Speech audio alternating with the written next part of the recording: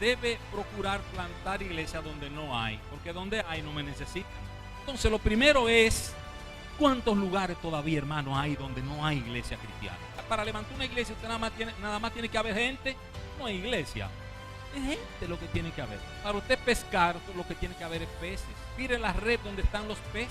Cuando usted va a levantar una iglesia y usted quiere que todo esté bonito, un templo bien pintadito, todo nuevo, cuando comience el bendito problema, como dice un amigo mío, cuando comience el bendito problema de que ya no caben, entonces te está diciendo, hay que buscar un local más grande y un local mejor.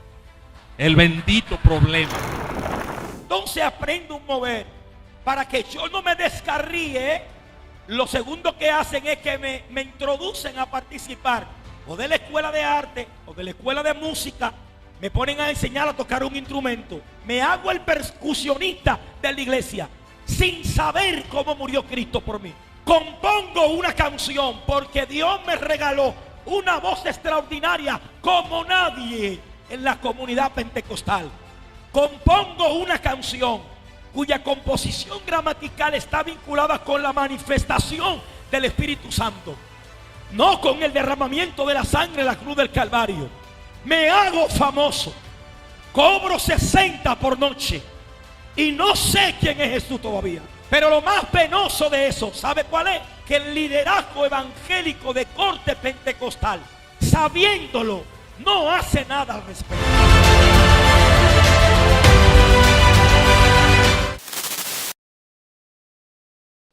Mire, yo voy a iniciar de la siguiente manera.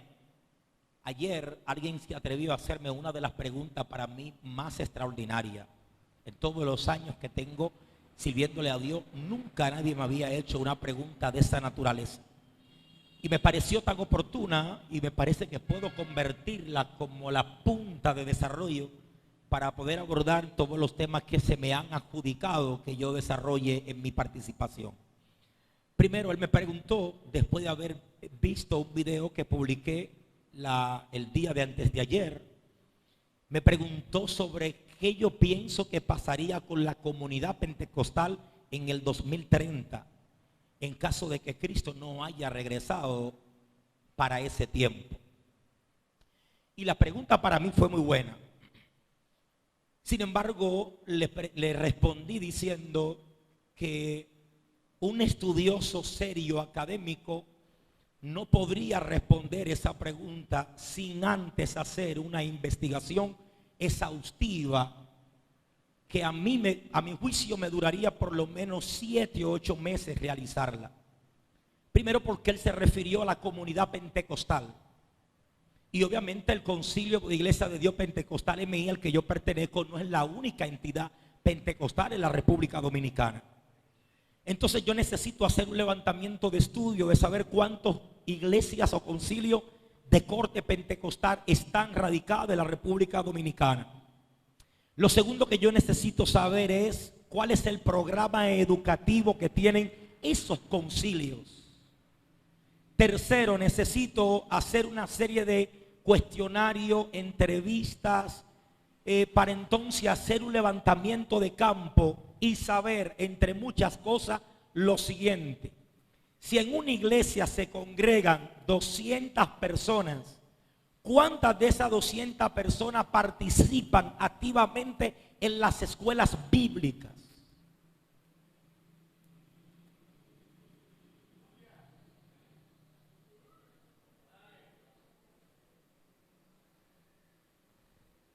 Voy a repetirlo de nuevo. Yo necesito hacer un estudio de campo y saber de cada iglesia, según la membresía que corresponda a cada iglesia, cuántos de esos miembros participan activamente en las escuelas bíblicas. Pedirle al director de educación cristiana de las asambleas de Dios, de las iglesias de Dios, de la profecía, préstenme su pensum educativo. Déjenme ver qué tipo de educación ustedes desarrollan a lo interno de su comunidad de fe. Si yo tuviera toda esa información, yo le pudiera responder seriamente. Él me entendió, espero que ustedes también me entiendan, ¿no? ¿Sí? ¿Se entendió? Pues yo no puedo académicamente dar un dato hipotético porque no sería profesional en ese sentido. Necesito hacer todavía muchos estudios y análisis para yo determinar todo eso. Por ejemplo, un doctor te pudiera decir que si tú sigues comiendo fritura después de las 10 de la noche y te acuestas sin hacer ejercicio, la vida tuya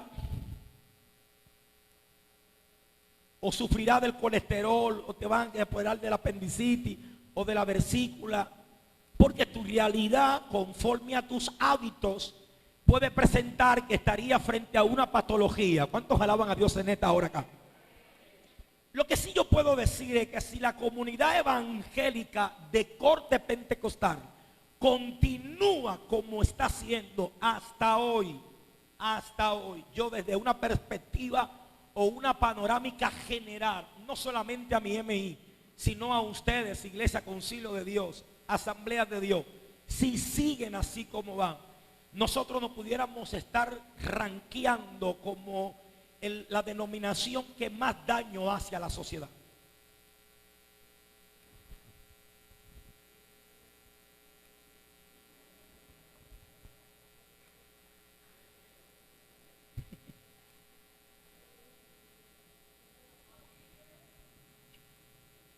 Nos podríamos convertir en 10 años como una de las comunidades que más daño hace a la sociedad. Y desde aquí yo voy a empezar entonces a desarrollar los temas que a mí me conciernen. Como por ejemplo sobre lo que está en mi temario desarrollar sobre nuevas herejías o herejías modernas. Vamos a estar claro, hay un filósofo o existió un filósofo que murió en un internado, un hospital psiquiátrico, murió padeciendo de esquizofrenia, murió loco. Ese es el autor de la famosa palabra Dios está muerto. Me estoy refiriendo al famoso filósofo Friedrich Nietzsche, autor de más de 7 obras literarias no recomendadas para nuevos creyentes leerla por su alto nivel de pensamiento y su alta crítica hacia el cristianismo. Y pero Nietzsche planteó una palabra que yo quiero rescatarla a la tarde de hoy, que se llama el devenir de la vida. Escriban eso por favor, el devenir de la vida. Usted va a necesitar esa palabra porque la vamos a utilizar en casi todo el lazo de mi conferencia en esta tarde. Escriba el devenir de la vida. Exacto, el devenir de la vida. A mí me resulta un poco complejo poder decir que hay nuevas herejías actualmente. Yo más diría que lo que hay es una reivindicación de herejías viejas que están siendo presentadas en nuestra generación con una filosofía o planteamientos diferentes, pero en su esencia o en el fondo es lo mismo. ¿Estamos claros con eso? Sí. O sea, yo no veo el surgir de una nueva teología. Yo no la veo venir. Por más que he estudiado, no la veo llegar. Lo que yo veo son nuevos replanteamientos. Y aquí hay que darle el mérito a Friedrich Nietzsche, porque una de las estructuras del pensamiento nietzscheano es el devenir de la vida.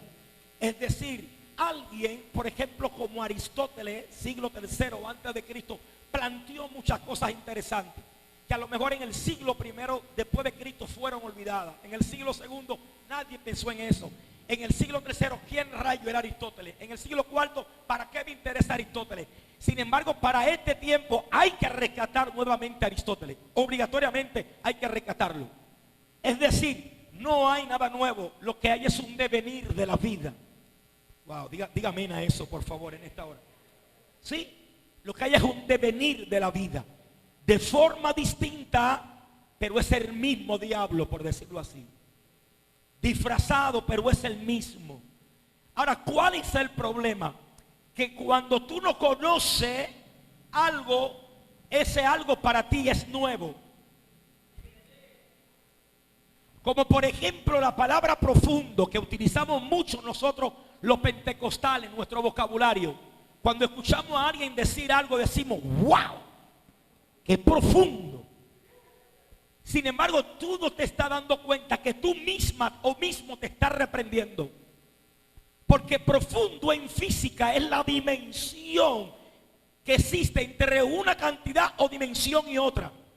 Pero profundo en teología significa la manifestación de la debilidad de tu entendimiento.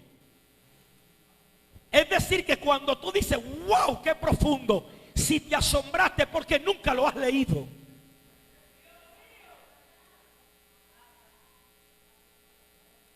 ¿Sí? Yo escucho a un predicador decir algo, por ejemplo, yo estuve presente en un evento extraordinario, pero extraordinario. Me pusieron a mí de primer predicador. El segundo elogió tanto mi persona que después eso mismo le hizo la guerra a él mismo. ¿Y qué resultó? Que el muchachito hizo una administración extraordinaria. Yo tenía muchos años que no veía algo así. Yo mismo lo reconozco. Él le mandó a poner a alguien de pie y empezó a decirle, ¿te das cuenta que ninguno de tus negocios funcionaron?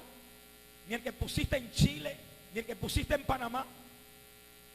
¿Te das cuenta que el negocio que pusiste ahora en República Dominicana tampoco te está funcionando? Porque yo no te llamé para ser empresario. Oye, le digo todas las verdades a ese hombre. Y le digo, tu esposa está aquí de rodillas orando por ti. Y escucha ahora lo que te estoy diciendo. Ramón le mencionó el nombre, le puso la mano y cayó por tierra. Toda la iglesia estaba en una algarabía, excepto yo. ¿Por incrédulo? No. Sino porque yo sé lo que es una profecía. Él no le profetizó. Él pudo haberle ministrado, pero no profetizado. Yo reconozco que hubo un don presente, pero él no estaba profetizando. ¿Por qué? Porque yo sé que el elemento distintivo de una profecía es el elemento futuro, no el elemento presente. Cualquier brujo o adivino me puede decir a mí, tú eres Joel. Tu madre te abandonó cuando tenías 3 años. Tuviste preso. Hiciste 10 años de cárcel. Cualquier brujo puede decirme eso. Porque eso está todo vinculado con mi pasado. Y el pasado lo conoce tú y el diablo y los demonios. Lo que ningún brujo ni demonio puede hacer es decirme qué va a pasar en el 2025. Alguien alaba la gloria de Dios en esta hora aquí. Vamos, denle ese aplauso fuerte en esta tarde a Dios. ¿Me va siguiendo? Pero el que me vio que yo estaba de manera sencilla, tranquilo, dijo, oye, pero Joel no se goza porque es teólogo. No, yo me estoy gozando. Lo que pasa es que yo sé que él no está profetizando. Él pudiera estar ministrando. Y yo le daré el derecho de la duda. Hay un don en ti, te lo reconozco. Porque tú no conocías el nombre de él. Y se lo dijiste. Pero no me digas que es por eso tú eres profeta. O estaba profeta. No me digas por eso. ¿Sí? Vamos a ver entonces. No podemos hablar de los temas que me corresponden. Primero, doctrinas y teología contemporáneas. Denominaciones y sectas contemporáneas. Herejías modernas. Influencia de youtuber. Confusión y judaizante. Si antes nosotros no podemos hacer en 10 minutos un breve análisis de la realidad existencial de la comunidad pentecostal. Porque posiblemente yo pudiera vaciar muchas informaciones importantes y valiosas, pero de repente no tendrían el efecto que tienen que producir si nosotros no tomamos conciencia de esto. A ver, el video que yo publiqué hace 1 día, 2 días, no sé si alguien llegó a verlo aquí en San Francisco, reza de la siguiente manera.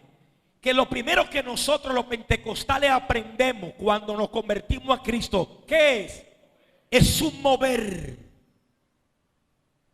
Por Dios, no me pasan de inmediato por un programa de formación bíblica. No me pasan ni me someten a eso. me permiten participar a directivas departamentales sin saber ni quién rayo es Dios ni quién es el diablo. Llego a ser líder de joven sin saber que es un joven. Termino siendo presidenta de dama sin saber qué es una dama, qué es un matrimonio, cómo se atiende a un hombre, cómo se crían los hijos. ¿Estoy aquí? ¿Me permiten quitarme la chaqueta? Que hace mucho calor, sí. Puedo.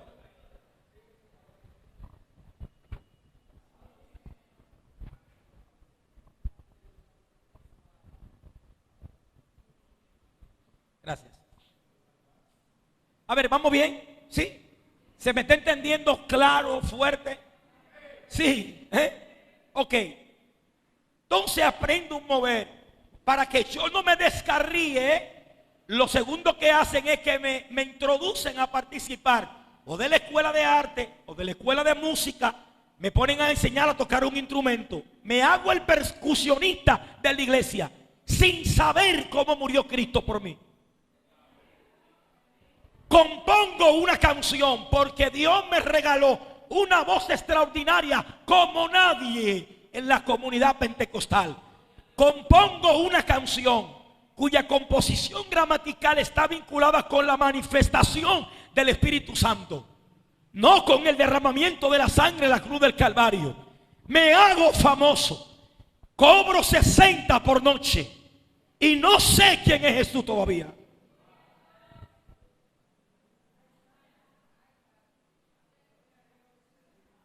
Si eso no es así, yo entrego este micrófono responsablemente. Si lo que estoy diciendo no es así, eso es así.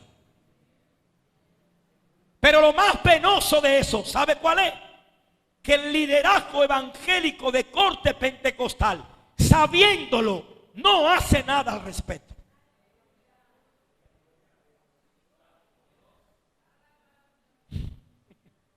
No hace nada al respecto. ¿En qué sentido? Fácil. Yo siempre he propuesto que se sometan a asambleas locales, que se reúnan a todos los líderes y miembros de la congregación y que hagan reforma institucional interna de sus reglamentos locales. ¿Cómo cuál? Fácil.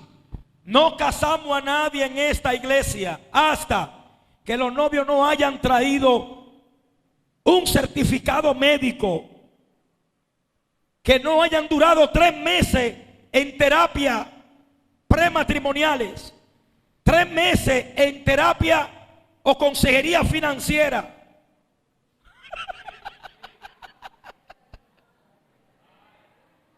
Nuestras comunidades pentecostales siguen casando a jóvenes porque la diácona vio una visión.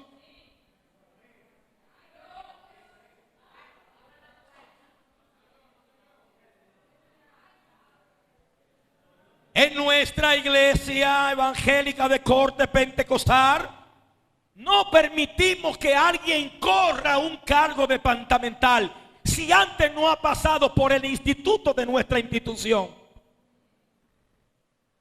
Hagan reformas, sometan proyectos educativos que insten a nuestros jóvenes a que no solamente aprendan a tocar el piano, sino también que aprendan a tocar la palabra de Dios. ¿Cuántos bendicen a Dios en esta hora aquí? Vamos, alguien tiene que adorar a Dios en esta tarde aquí. Hagan reformas. Ustedes pueden. Tranquilo, pastor. Usted sabe que es posible que mucha gente se nos puede ir de la iglesia. ¿Está bien? Muy bien. ¿Cómo hablar de herejías modernas si la iglesia evangélica de corte pentecostal no solamente desconoce su propia historia?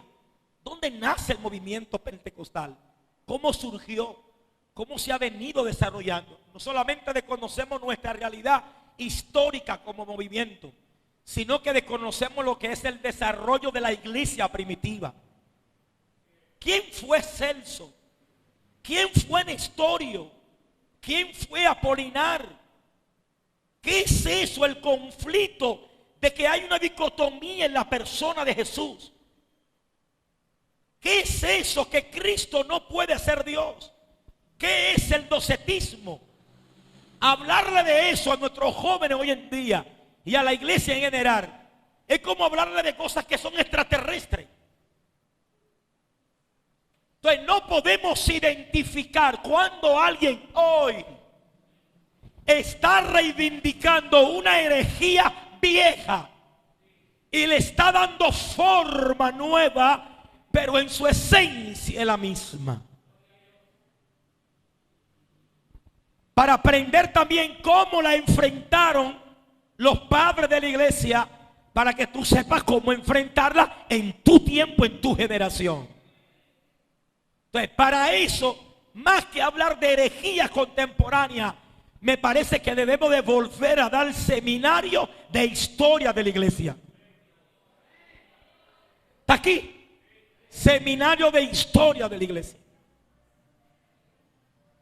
Pastores, ¿están aquí conmigo? ¿Sí? Vamos a ver. Uno de los temas que para mí es preocupante es el tema de la influencia de los youtubers y la corriente judaizante en la comunidad de Pentecostal. Sí, a estas dos cosas hay que prestarle mucha atención. A estas dos cosas sí. Lo demás no puedo desarrollarla con toda la amplitud aquí porque hay una máxima importante que reza de la siguiente forma: no se hace teología separado de la historia. Si la iglesia no domina el desarrollo de la historia de la iglesia primitiva hasta hoy, todo lo que ella ve en su presente para ellos es nuevo. No, eso no es nuevo, eso es viejo. Lo que pasa es que tú desconoces la historia. ¿Sí? A ver, ¿en qué época vivimos? Sociológicamente vivimos en una época conocida como la posmodernidad. ¿Cierto? Vamos a ver, vamos a trazar una línea imaginaria histórica. 1517, reforma protestante, ¿no? Entramos a la era de la modernidad. Ocurren tres hechos importantes en la historia: la Ilustración, la Revolución Francesa y la Revolución Industrial. Surge la sociología, surge el positivismo. De la modernidad pasamos a la posmodernidad. Esta generación está inventando demasiadas cosas porque para nosotros lo moderno ya no funciona. Estamos viviendo en la época de los derechos individuales, ¿cierto? Los derechos individuales. Entramos en el famoso progresismo, ¿ok? En el progresismo. Pero eso no solamente está pasando allá afuera, esa realidad también está pasando aquí dentro. Hoy tenemos un progresismo evangélico de gente que creen que por cambiar las cosas y presentar a Cristo de otra forma están haciendo lo correcto. Y no es más que una teología liberal que presenta a un Cristo sin cruz, a un cruz sin sangre. Y ese Cristo no sirve. Ese no es el Cristo de la Biblia. No, es el Cristo de la Biblia. El Cristo de la Biblia tiene que haber cruz, tiene que haber sangre, tiene que haber sacrificio. Alguien alaba a Dios en esta hora acá. Alguien alaba a Dios en esta hora aquí. Sí. ¿Cómo llegó? En la posmodernidad. En la posmodernidad, textos extraídos mal fundamentados de la Biblia. Nos pasó por el lado de la doctrina de la posmodernidad y nos desbarató por completo. Por completo. El lenguaje que introducimos, así como los progresistas nos quieren cambiar el lenguaje a nosotros, también los progresistas evangélicos nos quieren cambiar el lenguaje. No utilicen tu vocabulario la palabra siervo. Di soy un gente del reino. Gente del reino suena como más poderoso, como más fuerte. Pues tengo noticias para ti. El reino no existe por causa de la iglesia. La iglesia surge en el siglo I y el reino de Dios siempre ha estado. Es la iglesia que existe por causa del reino. Yo soy parte del reino, pero soy siervo de Jesucristo. Alma mía, alguien dele fuerte el aplauso al Señor en esta hora acá. Wow. Ahora sí estamos entrando en materia, ¿no? ¿Cierto? A esto hay que prestarle atención. El progresismo evangélico, la posmodernidad dentro de la iglesia. Escúcheme, la posmodernidad dentro de la iglesia. ¿En qué sentido posmodernidad? Ojo con esto, porque esto puede ser mal interpretado. La posmodernidad, vista desde una perspectiva evangélica, es hacer algo que funcione. Porque ya los principios viejos como que no han perdido valor.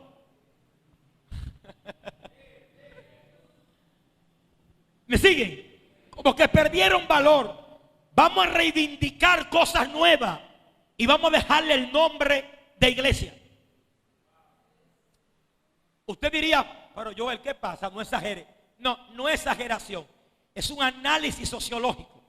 Y lo planteó un inconverso en una película buenísima. Que la película se llama El Futuro. ¿Quién la vio? De una máquina que transportaba a la gente a una época que no había avanzado. Y el hombre vio a dos niños y un niño le robó una canina, una bola, al otro. Y él escuchó que alguien le dijo, no haga eso. Y él decía, no solamente no le digas que no haga eso, dile no haga eso porque es pecado. Porque a Dios no le agrada. Porque trae consecuencias. Hoy la posmodernidad lo que ha hecho es eso. Sí, quitarle la esencia misma a las cosas, dejarla dibujada, pero con otro lenguaje. Ay, Dios mío, alguien tiene que decir amén a eso en esta hora acá.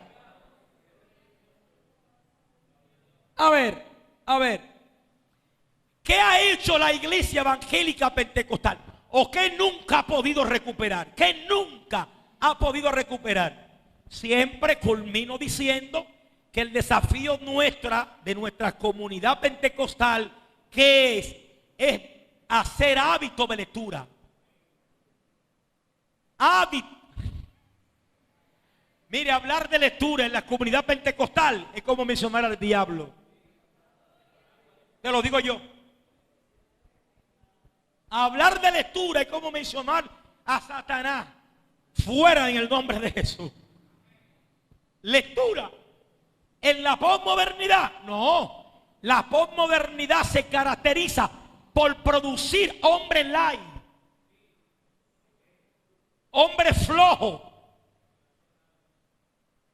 licenciado en economía, pero un disparate de persona. ¿Por qué? Porque el programa educativo de nuestras universidades, eso es a vapor. Se perdió la ética, se perdió la moral. Ay, Dios mío, ¿qué estoy diciendo aquí? Se perdió todo eso. Hoy tenemos muchos profesionales, pero tenemos pocos seres humanos. Entonces, ¿qué tenemos en las iglesias? Vamos a ver. Hoy en la iglesia tenemos muchos ministerios, pero vacío de contenidos. Porque fueron ministerios que se formaron a vapor. Porque la posmodernidad evangélica engendra 5 predicadores cada 5 minutos.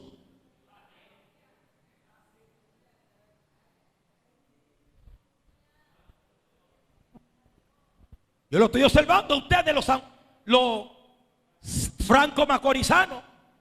Yo veo sus afiches por YouTube y por Facebook. Gran campaña evangelista fulano de tal. Y de repente llamo a una gente de aquí, mi contacto, y digo, dime, ¿cuál es la formación de ese?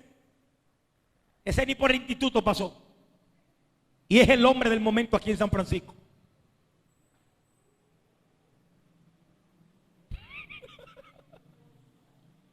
Esa mujer es terrible aquí en San Francisco. No me hable del don. Háblame de la formación. ¿Dónde estudió? ¿Dónde estudió? No, Joel, tampoco he estudiado. Los ministerios crecen sin formación. En la posmodernidad, nuestros ministerios están creciendo sin formación. Y son esos mismos ministerios que nosotros engendramos que matan a la propia madre que lo parió. Porque nos dejan tanta falsa doctrina que entonces nosotros los maestros tenemos que restaurar el daño de nuestros propios hijos. Alguien diga amén a eso en esta tarde aquí. Ay, my God. Wow, gracias. Bendito Dios. ¿Te escuchó Dios? Gracias.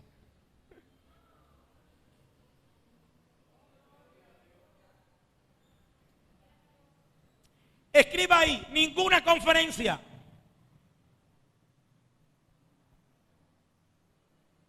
Ninguna conferencia, coma. Ningún seminario. 3, ningún estudio bíblico.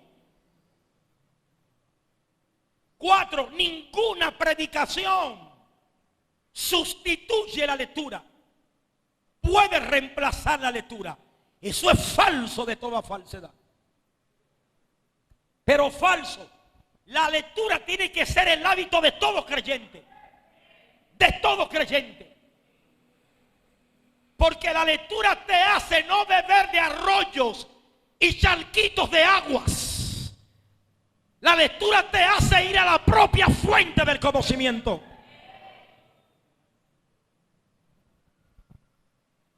¿Estamos aquí?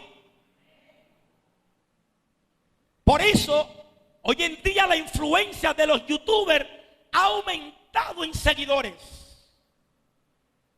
Pero cuando tú investigas cuál es el perfil de los que le siguen, son gente que vienen del mismo vientre de ellos. No, oh my God, ya se me están poniendo serios. No, voy a terminar, no se preocupe. Deme 10 minutos más, ¿sí? Voy a terminar. A ver. Sí, me quedan 10 minutos más. La influencia de los youtubers. YouTube es un buen canal. Pero es un canal auxiliar. Del cual puede auxiliarte cuando tú tienes a un programa de estudio y tienes a un maestro que te acompaña en ese programa de estudio. Pero YouTube no es un canal o un medio para tú ir solo a educarte. No. YouTube tiene doctores en teología dando clases ahí. YouTube tiene loco en teología dando clases. YouTube tiene doctores en filosofía dando clases. YouTube tiene habladores dando clases ahí. De modo que tú no puedes ir solo a YouTube.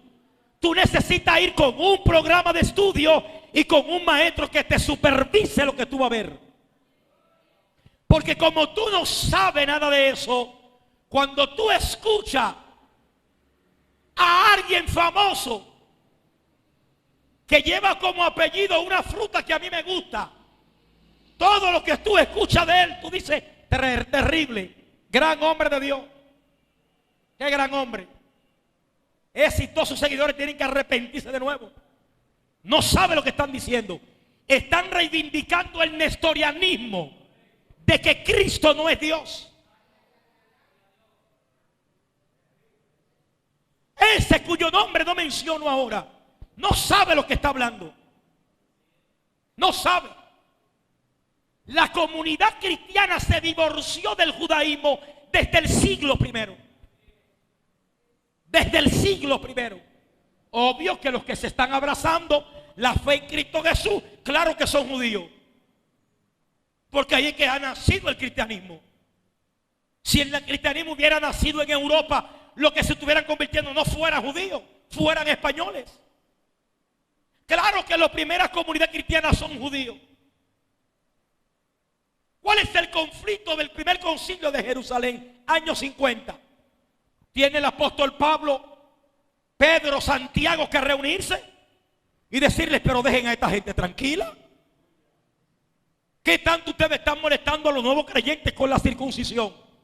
Ustedes saben que la circuncisión no hace nada. Porque Abraham se circuncidó y habló mentira. David estaba circuncidado y cogió muchas mujeres. Nadie ha podido cumplir la ley de Dios. Dejen que Cristo circuncide el corazón de los hombres en este tiempo. Dejen tranquilo. Año 165 viene Celso, el romano, y cuestiona todo el cristianismo, diciendo cosas lógicas. Ese Cristo que ustedes anuncian es brujo.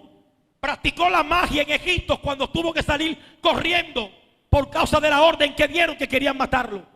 Y en Egipto aprendió todo práctica y magia negra. ¿Por qué no hablar de Apolinar? Siglo IV antes de Cristo, antes de Nestorio.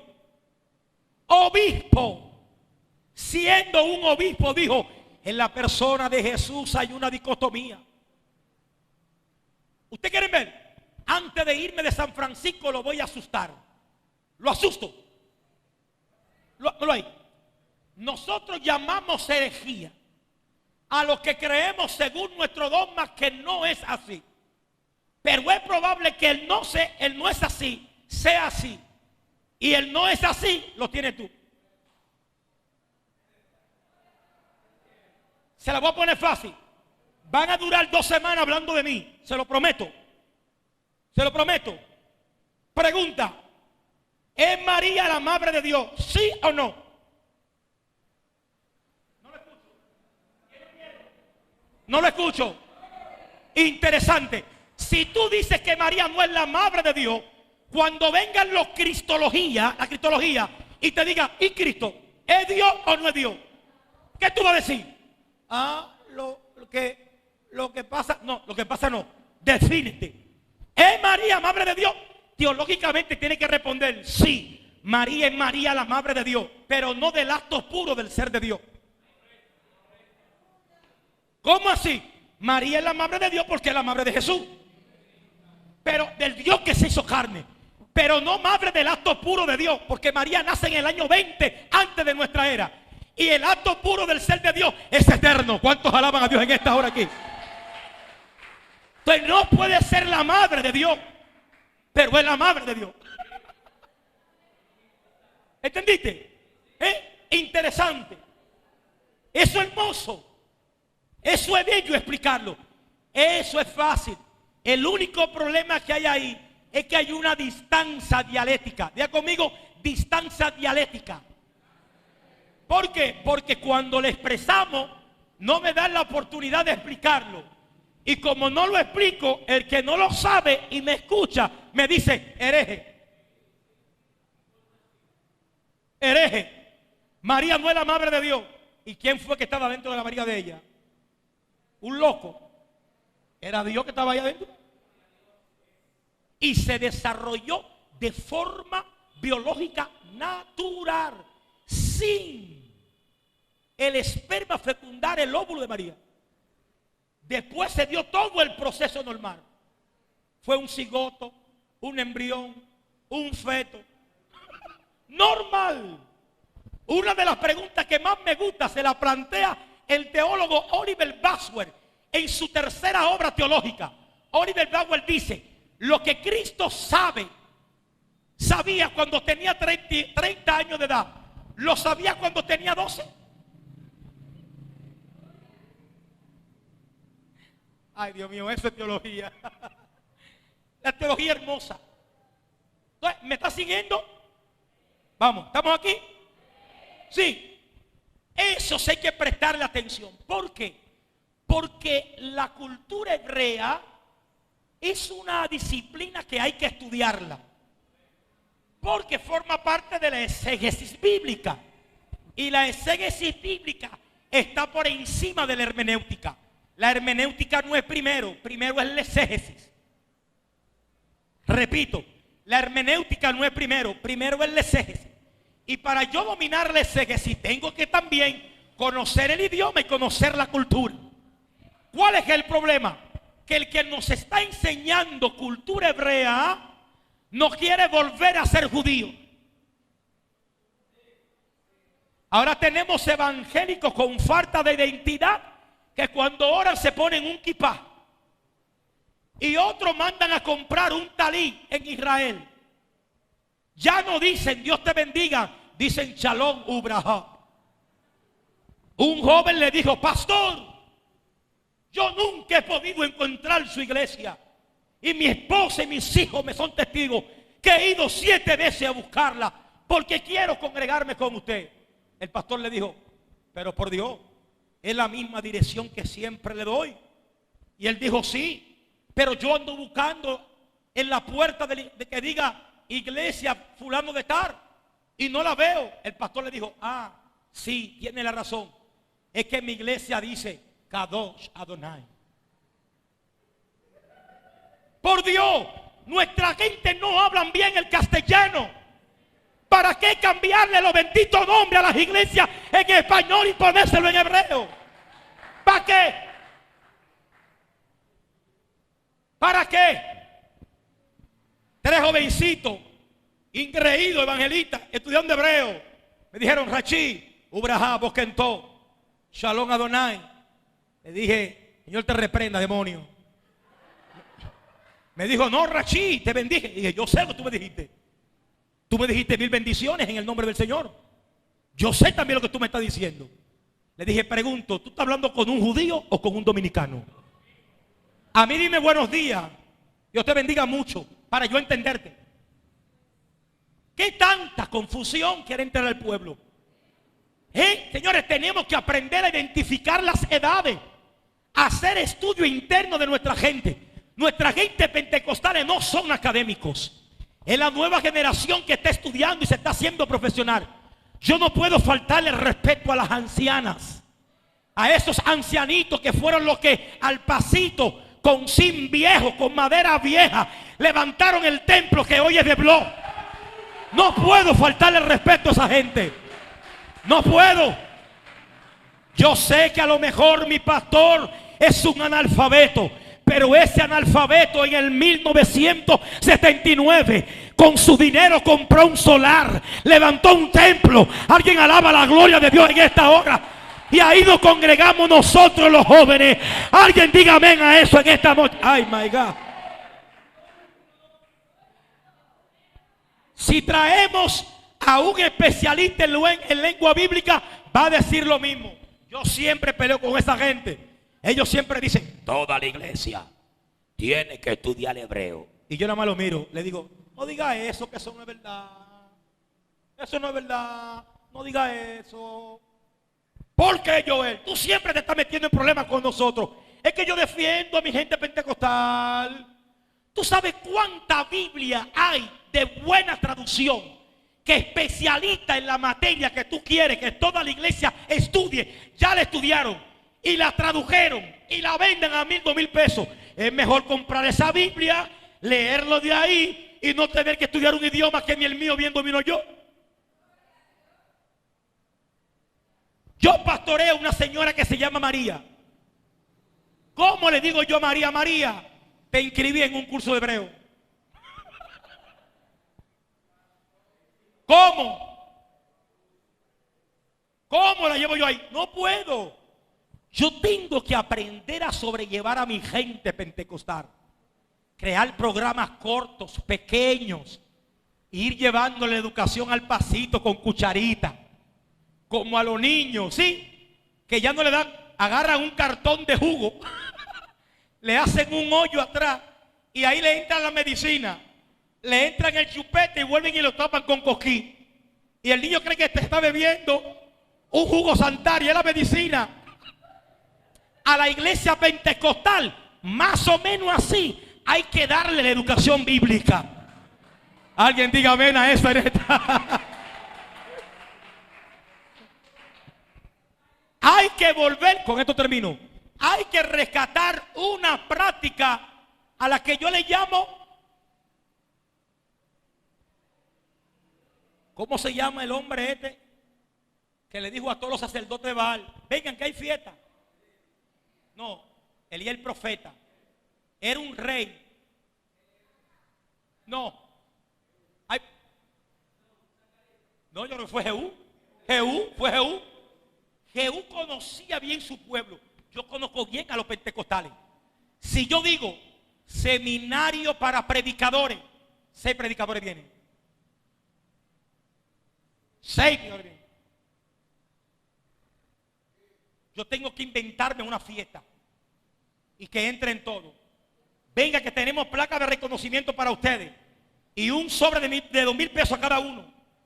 Lo queremos bendecir por el trabajo ministerial que ustedes están realizando aquí en San Francisco. Cuando entren todos, cierre la puerta. Ponle candado, no lo dejen salir. Han venido a un seminario de formación. Y lo primero que voy a enseñarle es a agarrar el bendito micrófono por aquí. Y dejarte haciendo bulla. Yo siento a Dios aquí, jalábala. Hay que traer a todos esos predicadores y pegarle candado a toda la iglesia entera. Que no me salga nadie. Y formarlo de nuevo. Porque si convoco con 4 meses de anticipación, me van a agendar una actividad por ahí. Si invitaste a un predicador, a un compartir, te va a pasar a mí, te va a saludar. Si ese mismo día lo llaman una iglesia, esa iglesia que ofrendan poderosamente, ¿tú supiste? Que nada más te va a entrar a la actividad. Dios los bendiga a todos, ¿cómo están? Bendiciones, y por ahí mismo se van a ir. Entonces, hagan algo recreativo para ver cómo logramos traerlo. Porque nuestro pueblo necesita formación. Denle ese aplauso al Señor, que Dios me le bendiga. Escuché una vez hablar del rechazo que la iglesia, como pueblo de Dios, tiende a tener en cuanto a la teología y el estudio de la teología. Y he entendido que hay un debate entre el espíritu y el conocimiento, cosa que la Biblia no hace. Entonces, ¿hasta qué punto el espíritu y el conocimiento están estrechamente ligados? ¿Y por qué? Que esa fue la respuesta a la pregunta que tú mismo respondiste. ¿Por qué la iglesia rechaza su propia preparación bíblica y teológica? Bien. Justificando la manifestación del Espíritu Santo. Bien. Primero yo pienso igual que San Agustín, obispo de Hipona, y que Santo Tomás. Ambos dijeron que la teología y la razón no son enemigas, van de la mano. Van de la mano. Tú puedes tener buena formación bíblica y mantenerte cultivando tus hábitos de lectura e intimidad, tus hábitos de oración. ¿De acuerdo? Hay una máxima que dice que el que sabe mucha matemática tiene faltas ortográficas. ¿Se entiende eso, verdad? Porque se ocupa tanto en la suma y en la resta que se le olvida la caligrafía. Puede ser que por tus hábitos de lectura tú pierdas ese hábito de oración y de intimidad, relación con Dios, que antes tú hacías cuando no estudiabas teología. De dormir en el piso, de gritarle a Dios, que se te salgan los mojos pidiéndole a Dios que te use. Eso sigue igual, viejo. Lo que pasa es que muchos no han aprendido a hacer ese equilibrio. No, pero Dios, no hay una cosa más linda que un pentecostal con conocimiento. Eso es bello, hermano. Un pentecostal con conocimiento, eso es bello. Ahora bien, también yo creo que hubo una generación de teólogos que sin querer hizo daño. Sí, yo lo reconozco. Una generación pasada de teólogos sin querer hizo daño. ¿Por qué daño lo hizo? Bueno, porque lo que estaban diciendo era verdad. Pero esa verdad no tenían que comunicarla como la comunicaron. ¿Cierto? Entonces entraban a la iglesia con una barba grandísima y como con 10 libros cargados en la mano. La gente se le asustaba a esa gente. Dijeron, bueno, yo no puedo leer todo eso. Y la gente le salió corriendo a la formación. ¿Por qué razón? Porque fueron teólogos que quisieron cambiar su comunidad a tiempos cortos. Y le dieron mucha información muy pesada que amenazaba la identidad de la comunidad pentecostal. Porque hay que reconocer que la identidad distintiva de la comunidad pentecostal es ser mover del Espíritu Santo. Si tú le quitas el mover del Espíritu Santo a la iglesia, muere como un bacalao. Tiene que enseñarle, pero dejándole su mover.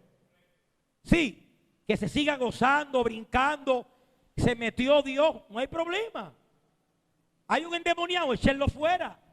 Seguimos creyendo en los milagros, pues oremos por los enfermos, ¿cierto? Entonces ese teólogo viejo quiso de cambiar muchas cosas y asustó a mucha gente. Eso fue lo que ocurrió. Amén. Siguiente pregunta.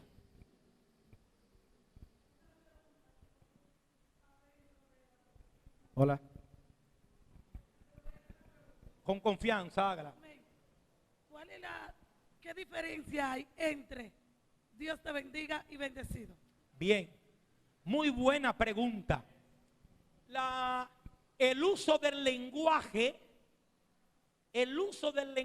que omite el adjetivo Dios en la oración genera problemas para el evangélico conservador. Porque el conservador ya viene, ya aprendió, nació diciendo Dios te bendiga. Ahora viene el evangélico posmoderno, el reformado, y utiliza la expresión bendecido, sea bendición. Pero cuando tú estudias, hay una implicación metafísica en la palabra. ¿Cuál es? Fácil. La analizamos desde la perspectiva del famoso, ¿cómo se le llama esto en nuestro país? Cábala. Cábala, ¿no es? Cábala. Un niño nace, un miembro de tu familia, siendo cristiano, le dice al niño, ay Dios mío, pero qué ojo más lindo. Y no dice nada. Tú o la mujer dicen, que Dios me lo bendiga. ¿Sí o no? Porque tú presumes. Tú presumes que por no mencionar el Dios te bendiga, le pudieran estar haciendo un mar de ojos. ¿Te das cuenta? Entonces, ¿qué tiene que ver eso? Tiene que ver con nuestra formación. Volviendo otra vez al hábito del lenguaje, en el hábito del lenguaje, como no es común decir, ¿cómo es? Bendiciones, y la gente desconoce que el que está declarando eso, o sea, el que lo está emitiendo, es el vaso que tiene a Cristo dentro. No se acepta la palabra, pero tiene peso. Tiene peso.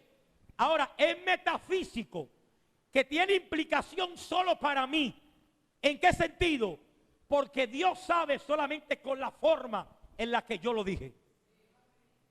Pero como el otro no escuchó el adjetivo Dios, se turba y se preocupa. Y dice, pero tú no eres el que bendice. Como tú no eres el que bendice, menciona el nombre del que bendice. ¿Te das cuenta la implicación? Ahora, ¿cuál es mi recomendación? Se la doy. Digan Dios te bendiga.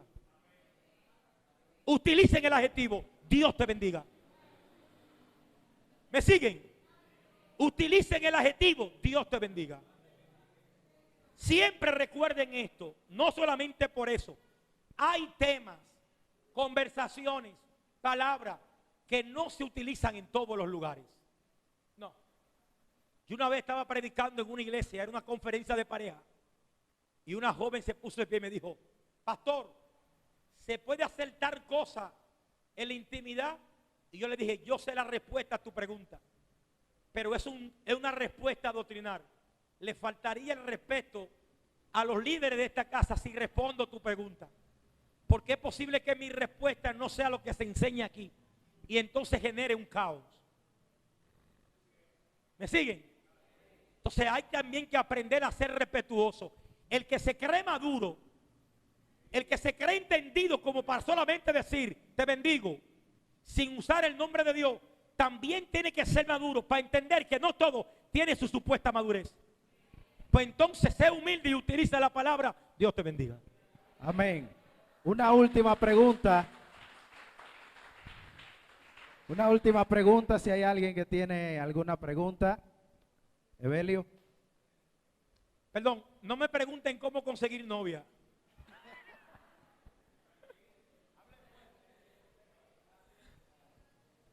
Mi hermano Emelio, hombre sano y sin malicia. Óyeme, yo hubiera querido, y que me perdone la que hoy es tu novia, yo hubiera querido que una de mis hermanas fuera cristiana y fuera Gloria a soltera Dios. para recomendártela. De tan bueno que tú eres. No, yo dije que me disculpe la novia, no lo dije. Lo dije. Te va a casar con un hombre bueno de aquí. Pecador también como yo, pero bueno. Dios le Adelante, bendiga. Meli. Dios bendiga a todos. Aleluya. Luis. Durante los tiempos ha habido una distorsión en tanto que es la psicología y la teología. Buena pregunta. Hay un punto claro. ¿Está de acuerdo que un sociólogo al mismo tiempo sea un sociólogo, sea filósofo o teólogo, perdón, al mismo tiempo para enseñar o mostrar? Bueno, yo voy a hacer un doctorado en filosofía y estoy estudiando filosofía. Escriban ahí, por favor, la escuela de Frankfurt.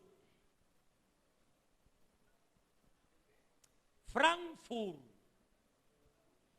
versus el Círculo de Viena. ¿Lo escribieron? Escuela de Frank, como Frank, adiós. Frankfurt versus el Círculo de Viena. Escriban eso para explicarle eso que va con tu pregunta.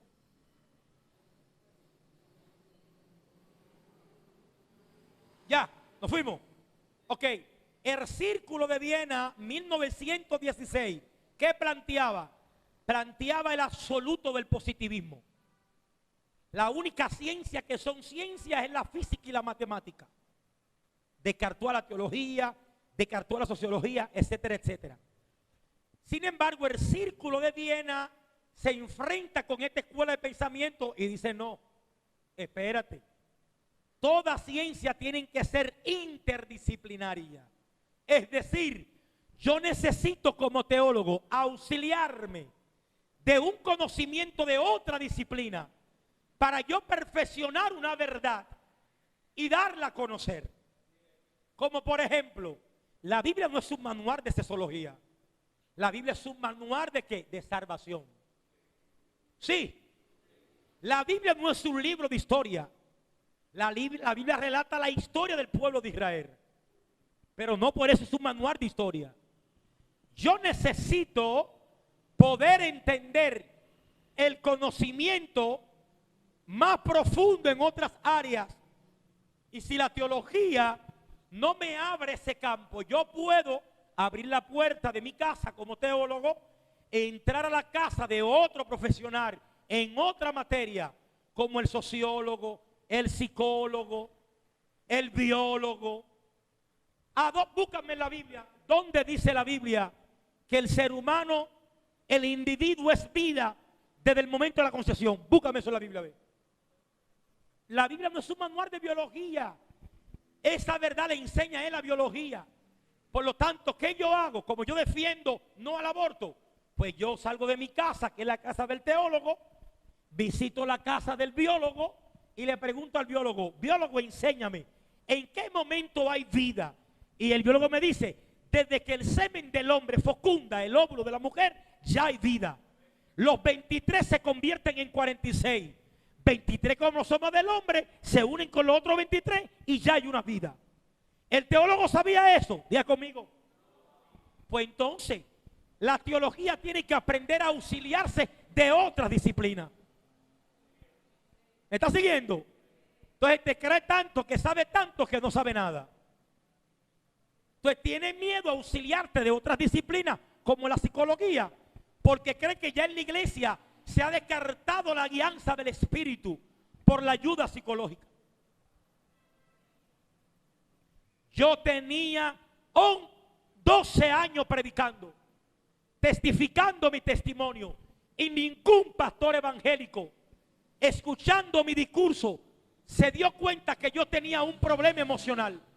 Ningún pastor evangélico se dio cuenta. Pero en la universidad, tomando la materia ser humano y su contexto, frente a la doctora en psicología, Betsaida Kelly, me escuchó hablar de mi mamá.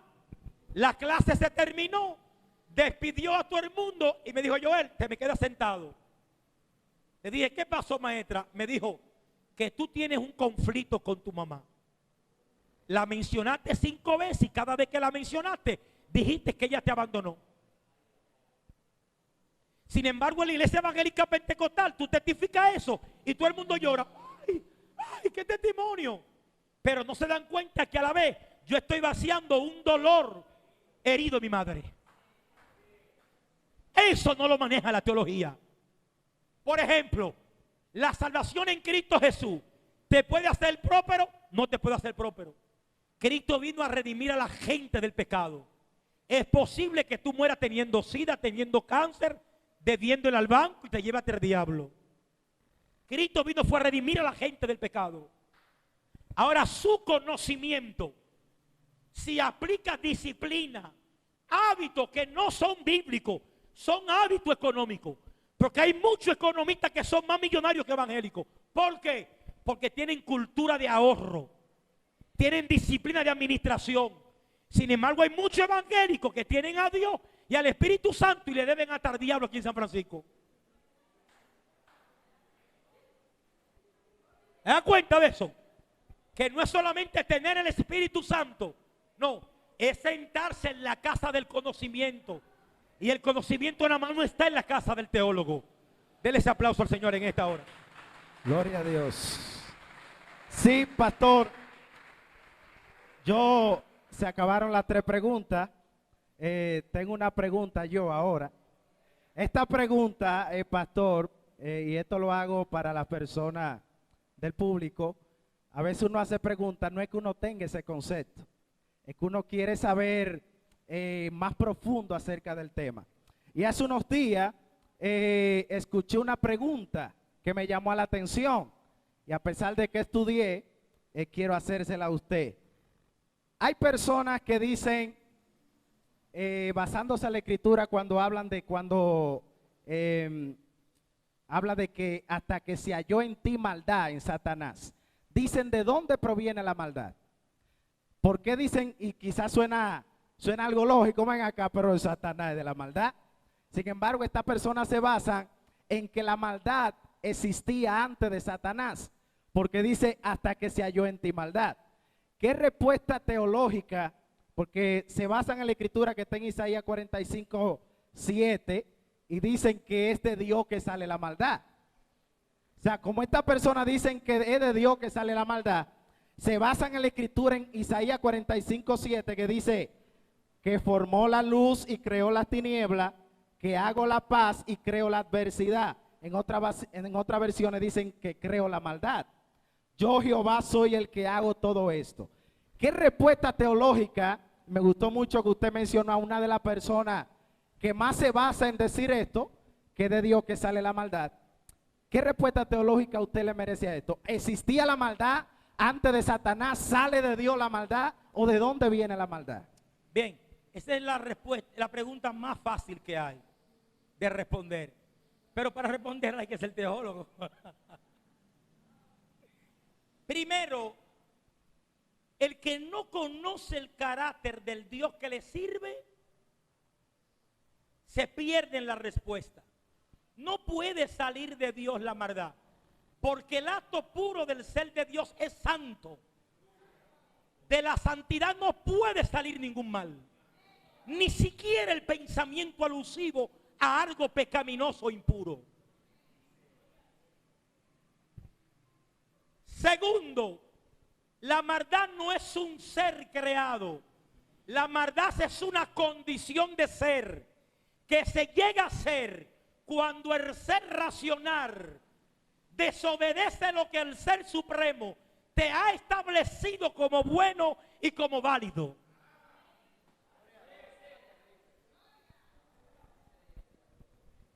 La maldad existe porque la única causa por la cual la maldad existe es porque Dios ha creado dos seres racionales, los ángeles y los seres humanos. ¿Por qué tiene que crearlos racional, volitivo, que tengan voluntad? Porque Dios lo creó para alabanza de su nombre.